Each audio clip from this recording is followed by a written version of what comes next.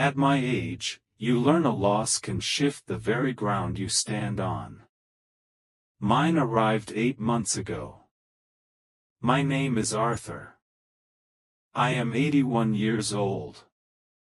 And I need to tell you about my friend, James. Our story lasted 56 years. And when he left, a silent, personal library closed its doors forever. We met in 1968. I was 24, a draftsman for an engineering firm in Philadelphia. James started that same humid Monday. We were assigned adjacent drafting tables. For a week, we worked in quiet parallel. On Friday, as we packed up, he simply asked, "Fancy a drink?" I did. That single whiskey was the first thread of a tapestry that would span my entire adult life. Ours was not an epic tale. No grand adventures. Just two ordinary men who found an anchor in one another's company. We navigated everything life charted for us, side by side. He married Helen in 1970. I stood beside him. I married Grace in 1972. He did the same for me. Our wives became fast friends. We settled into a rhythm, Saturday night dinners, fierce but friendly card games, conversations that filled the spaces between the big events. It was nothing extraordinary, and that was the extraordinary part. The most precious friendships are built in the quiet, uneventful hours. We worked together for a decade before the firm downsized. Our daily contact ended, but the thread held. We kept our Saturdays. We called when it mattered. The geography of our friendship changed, but its country remained. In 1983, my mother passed. At the service, James didn't offer platitudes. He simply took the empty seat next to mine and placed his hand on my back. No words were needed. When grief arrives, presence is the only language that translates.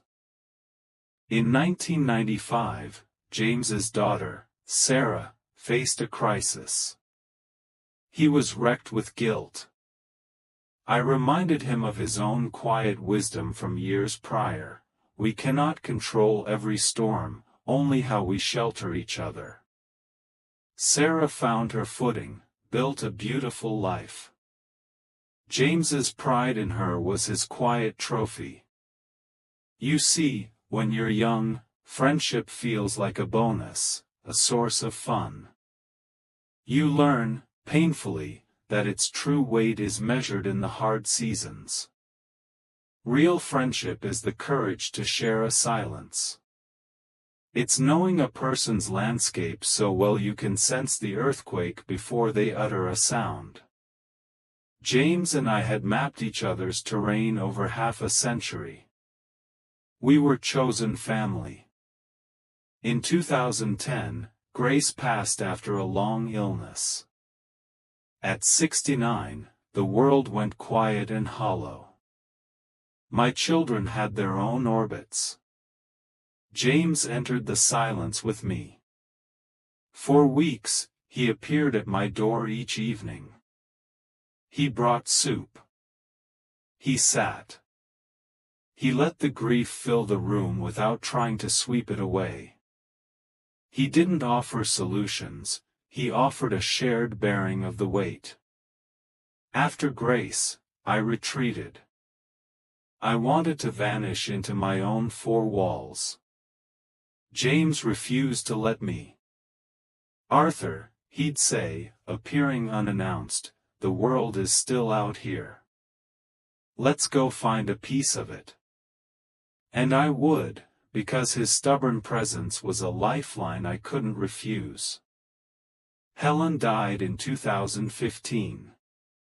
James's call came just after midnight. A sudden, massive stroke. I drove through the empty streets to find him at their kitchen table, a statue of shock. I sat. We didn't speak for a long time. He knew I understood that particular abyss. Words would have been an intrusion.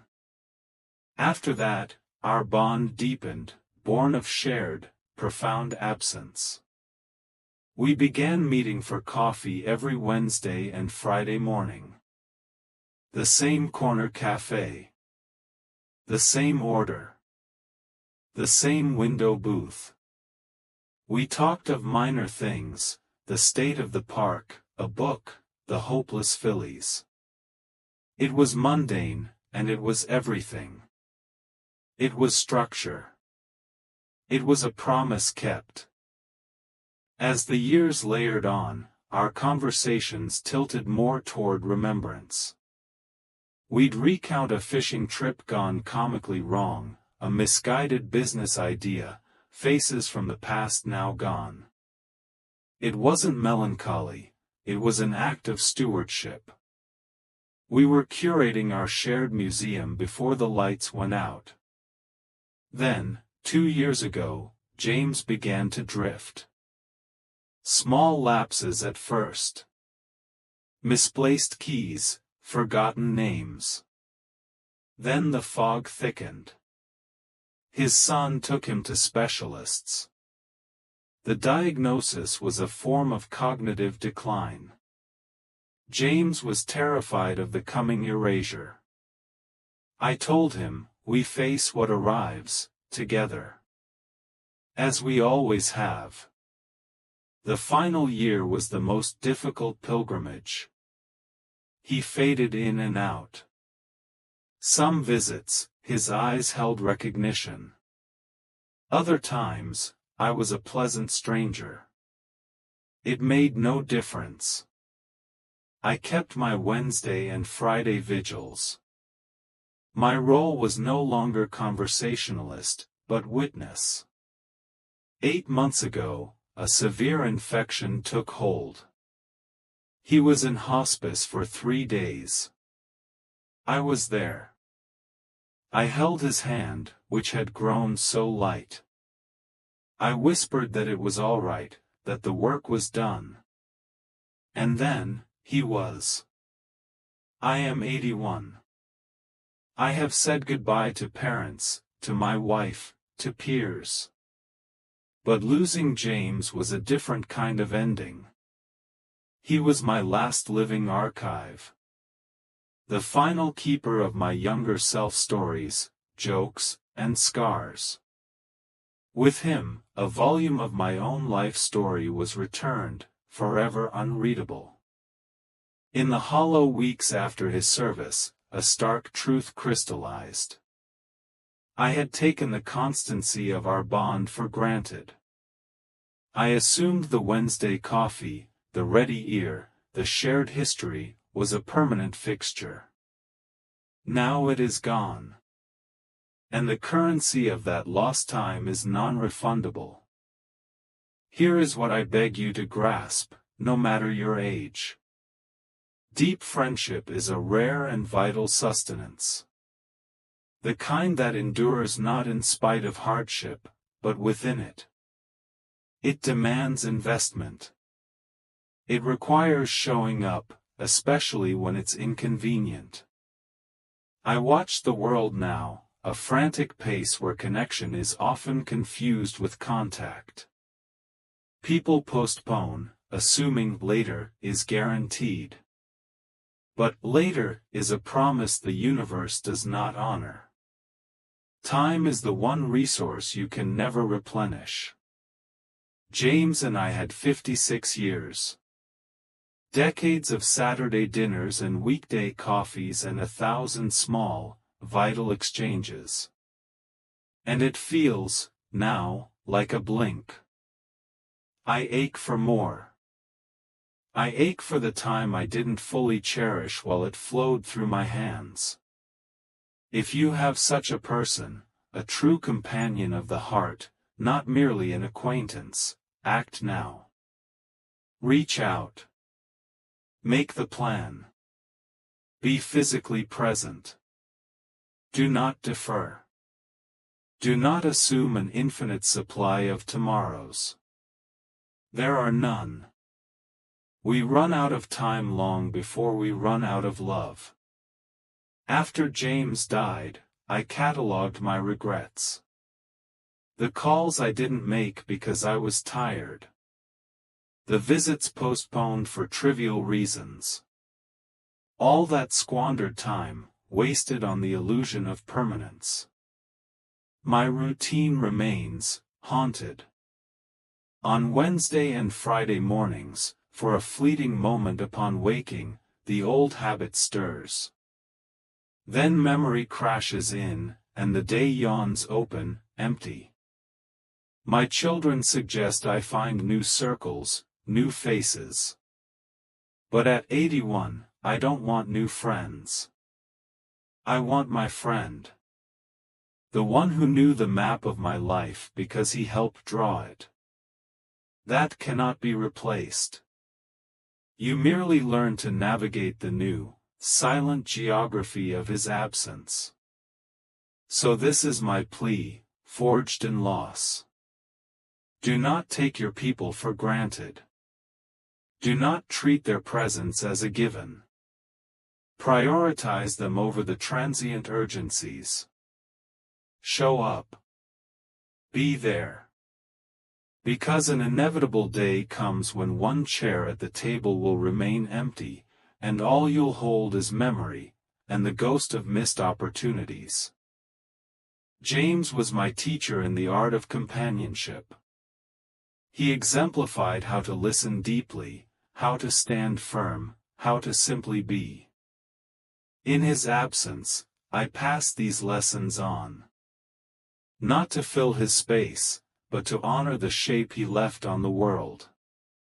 If someone has been your harbor through life's weather, tell them. Do not wait for a perfect occasion. The perfect occasion is today. Send the text. Make the call. Drive to their door. Life is painfully brief, and the people who form its bedrock are not everlasting. I miss him. Deeply, constantly. I miss the familiar cadence of our talks, the shared quiet, the simple knowing he was in the world. But above the ache, there is gratitude. Profound, humbling gratitude for 56 years of partnership. For every laugh, every shared meal, every moment of unspoken understanding. And I am grateful I could keep watch at the end, that my hand was the last he felt. That is the ultimate signature of true friendship. Showing up. Through all of it, the celebratory feasts and the funeral baked meats, the boring Tuesdays and the final breath. Just showing up. If this story has touched you, I implore you, reach out to someone who matters. Make the effort. Be present. And if this reflection from Winds of Thought held meaning for you, please support our work. Hit the like button and subscribe to Winds of Thought for more contemplations on life, connection, and what endures. In the comments, I would be moved to hear, who is the James in your life? What makes that bond irreplaceable? Your stories become part of our collective memory. Thank you for listening.